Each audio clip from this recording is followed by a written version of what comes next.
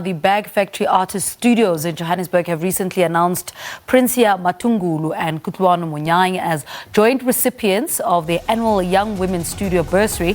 The grant is funded by Bag Factory alumni artist Sam Hlengetwa, and the winners will share a fully funded studio bursary at the studio for 12 months from the 1st of October 2021 to the 30th of September 2022. Now we are joined by Princia. Hopefully we can have Kutlwano joining the conversation a bit later. I want to start with Princia. Good morning. Welcome to Morning Live. Good morning. Thank you very much for having me. Speak to us about what this bursary means to you.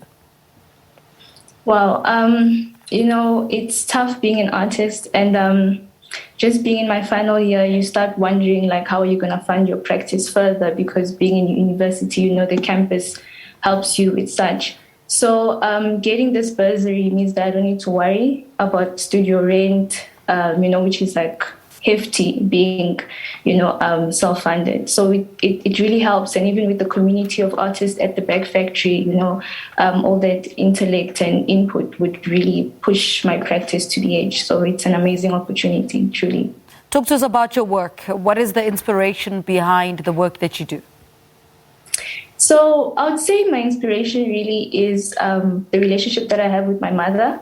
And also being a Congolese immigrant, trying to navigate the South African landscape and trying to find my place as a Congolese in modern day South Africa, and the practices and traditions and what those practices, traditions and norms mean for me in this time. So I think that's really where I draw my inspiration from my identity and my own history. Mm-hmm. And what are you trying to say? What is the main message or the main theme that comes across for your work? For me, I'm really trying to reimagine what it means to be a proper woman, and not to stay put to what it was or what it was like in my mother's time or in her mother's time. Because, through these conversations, I'm seeing that those are the same narratives that are being reiterated, and trying to break away and reimagine a proper woman according to my own, interpretation or views or notions of what a proper woman means to me, a proper Congolese woman, So it's all about reimagination of the identity. Mm. Yeah. And, you use a combination of weaving and sculpture. Why combine those two worlds? With weaving, really, when I had the epiphany to use African wax prints and to weave, it was about a medium that could really translate my struggle with my identity. When you weave, you tear apart the fabric and then you put it back together in this very performative, almost like trance motion of going back and forth between the warp and weft. So, that's how I started weaving, to try and translate that sort of struggle. And the sculptures really, I think it just came through my practice. I started moving more to out of wall hangings, but to have these 3D objects coming out of the wall and occupying more space. So, yeah, that's how it really came to be. Mm. And what are you hoping to get out in the next 12 months of this bursary? I'm really hoping to, have a deeper understanding of the art and the art world, the art market, to learn how to work really independently and how to push my ideas further. Also to build some networks, some connections, all the good stuff. Yeah.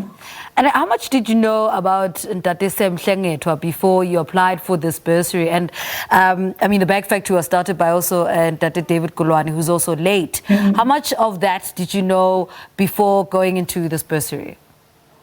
I would say I'm a bit fortunate because on campus there's some lecturers that have been mentioning Bag Factory to us. We've been there for some visits. So I've had some little, background knowledge. But prior to applying for this bursary, I went to do again more research to see, who funded it. I didn't know it was funded by Sam Hlengetwa. I only found out when I was researching about the bursary. So yeah, I was a bit fortunate to have that space with my lecturers to know about the Bag Factory and some of its history.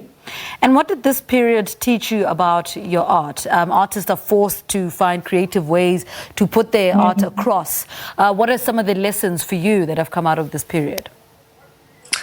Wow. I think I'm learning that, through my practice, that it's not only confined to the experiences of the Congolese woman. As I thought, through developing my practice, through working out, through speaking and reading, I've seen that the experiences that I'm trying to navigate, that I'm trying to make sense of, to break down, to deconstruct and reconstruct, I actually experienced by a lot of African women throughout the diaspora, So I'm interested to see what that sort of discovery, how it resurfaces or how it shows itself in my work through these 12 months.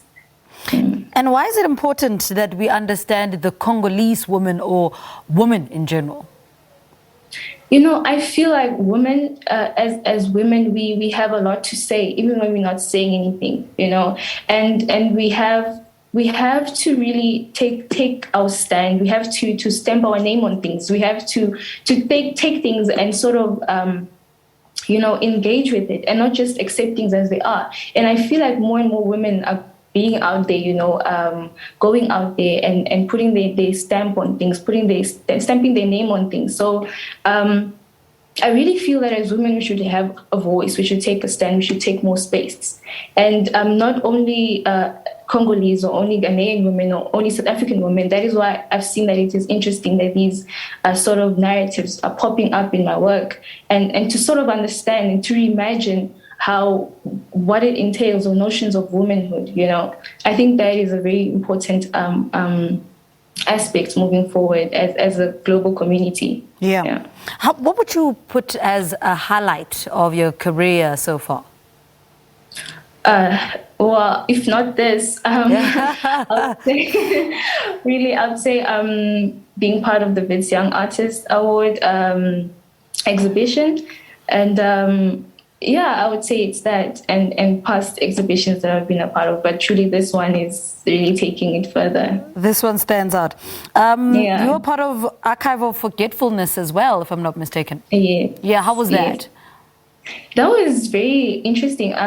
Though it was all like digital online, I think it was just right after all the artist field or artistic world was trying to figure out how to do exhibitions and digital exhibitions. But it was very good to have that interaction with artists from like Egypt and